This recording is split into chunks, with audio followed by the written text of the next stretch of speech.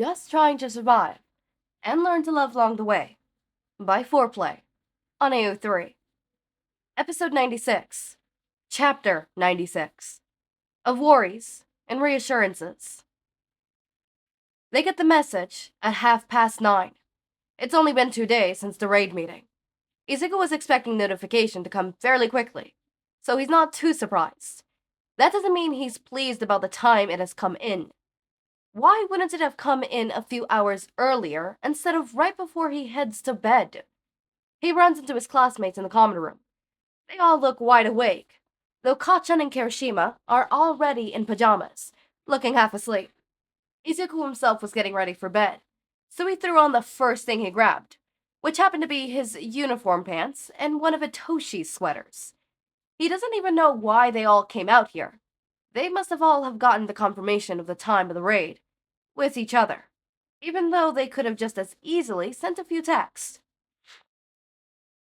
Be back down here in your hero costumes by 6:30. We need to leave early to check in with your agencies and get you guys fitted with comms. As that appeared out of nowhere. Isn't that a bit early, sir? Uraraka is the only one bold enough to ask the question. Izuku will admit he's curious too. Their message gives them a meeting up time of 8 a.m. for all heroes. Not at all. This is your first mission after all. Just as quickly as he appeared, Izuku's dad is gone. Izuku hurries after him. He doesn't think he'll be able to sleep in his room tonight. With this dropped all on him all of a sudden. The raid's only been official for a few days now. Sure, he has time to really think about it and prepare, but it feels a lot different when everything is going down tomorrow. By this time tomorrow night, they'll probably all be back safe at the dorms, ready for bed, for an exhausting day. At least, that's what he hopes for. Izuku is well aware that things could go wrong. Hell, he's sure that with their track record, things will go wrong. He just has to hope that it's nothing too bad. His running after his dad somewhat pays off. The last few days have been bad for his chronic pain, so running down the hallway causes his leg to flare up. But he manages his goal, and catches up with his dad by the time he reaches their apartment on the top floor. Izuku may have taken the stairs in an attempt to beat him up there. Can I stay here tonight? He pipes up as his dad is pushing the door open. Of course, Izuku. Is everything okay? I'm just a little nervous for tomorrow. He follows his dad into the living room and flops down face first onto the couch. Why do you sound so unsure? He could hear his dad taking a seat in the squeaky leather chair across from him. I just have a bad feeling. What if one of my friends get hurt? What if you get hurt? What if they know we're coming and attack the school while we're out? What if... Izuku. His dad interrupts his rambling. He doesn't speak, so Izuku slowly sits up on the couch in order to face him. Once he's sure he has his full attention, does his dad speak again. It's not bad to worry about your friends. I'm worried for them too.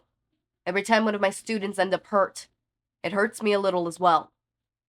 We just have to trust in the pros that they're with, and I am not letting you out of my sight. That's one worry to address, even if it doesn't ease the fear. But what if... I'm your dad, Izuku, but I'm also a pro hero. You just have to trust that I can take care of myself.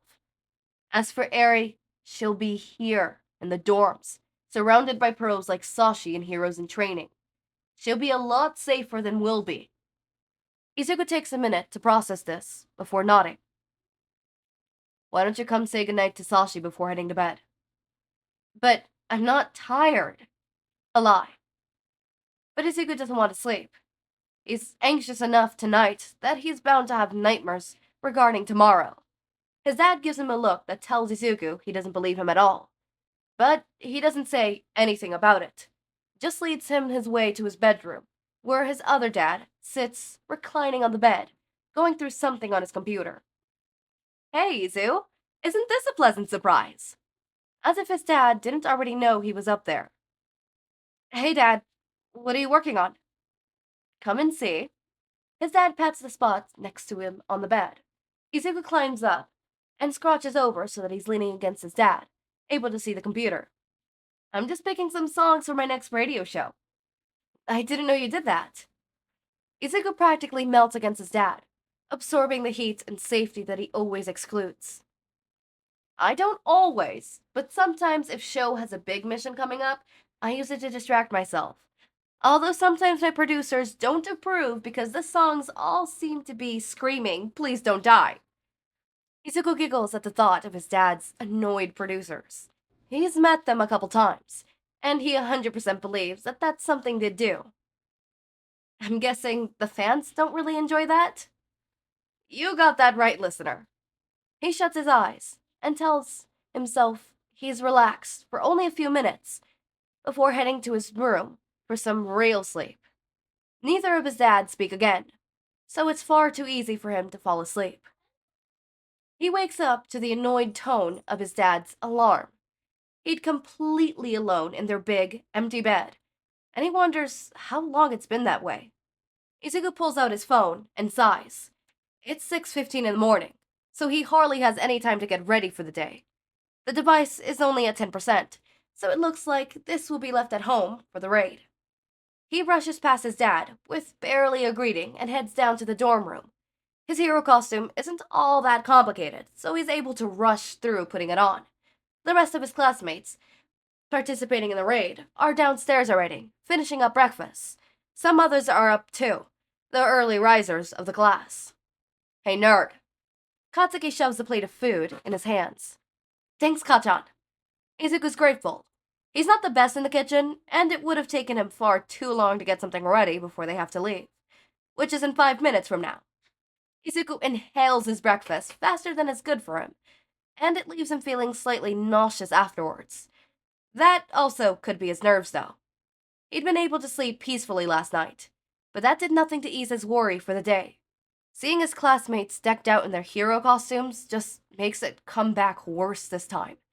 He just has to trust that his friends can do this. All right, problem children. Let's get out of here. I'm scared. I'm scared. I'm scared. I'm scared.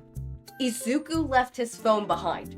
I'm scared for what I know they have comms, right? So, it can't be that bad. But I'm still scared because, what if something happens to the comm and Izuku needs to communicate, but he can't communicate because he doesn't have his fucking phone? What if comms break down because of a quirk? What if I have so many worries? He doesn't have his phone. And it's such a minuscule thing. We have never had the mention of whether Izuku takes or leaves his phone. Therefore, the fact that this time it is specifically mentioned, Izuku leaves his phone. It's at 10%. Izuku leaves his phone. I am scared. I'm scared. I'm fucking petrified. What's the next chapter called? Chapter 97. Of communication and a lack thereof. Summary. The students are prepped for the raid, and somehow even that comes with problems. What do you mean, lack thereof? I can't. What do you mean, lack thereof? What do you mean, lack thereof? No, you can't. You can't. You can't do this to me.